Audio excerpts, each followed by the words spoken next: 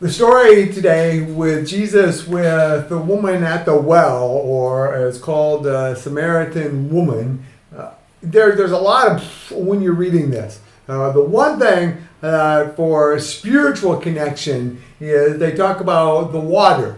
And she is coming to get physical water. And Jesus is asking for, do you want a drink? And they get confused. The woman doesn't understand. Jesus is talking about the spiritual water that will give you life, that will overflow.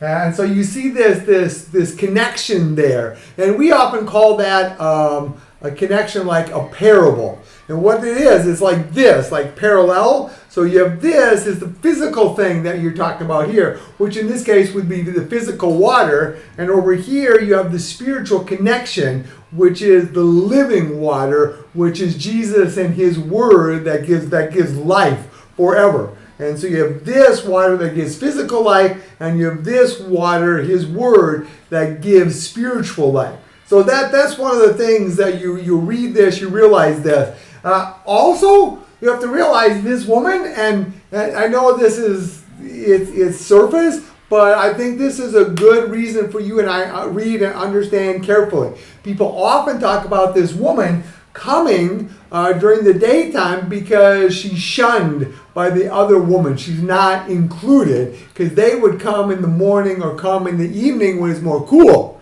Well, she's coming now, and people often think, well, Jesus is talking with her, and she's had how many husbands? Not just one or two or three, but wow, she's got more husbands, and the guy she's living with right now is not her husband, okay? So people think right away, prostitute.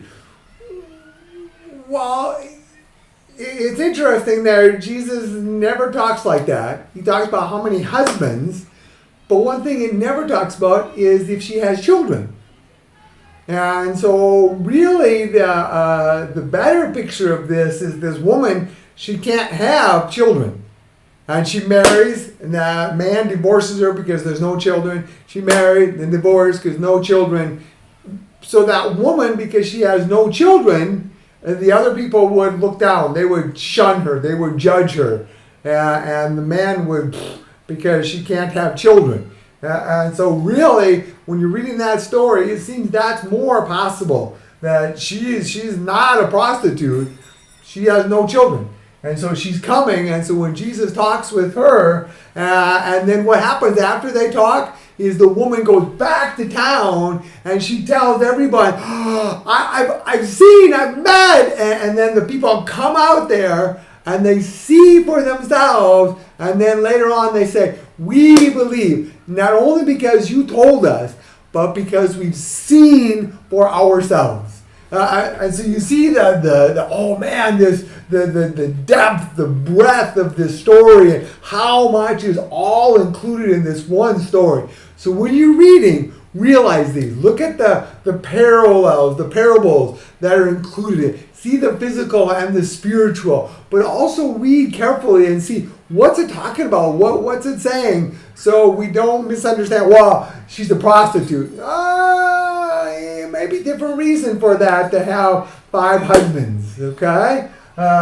So I pray that you will continue, but also realize that woman who herself was looked down on, she was an awesome evangelist.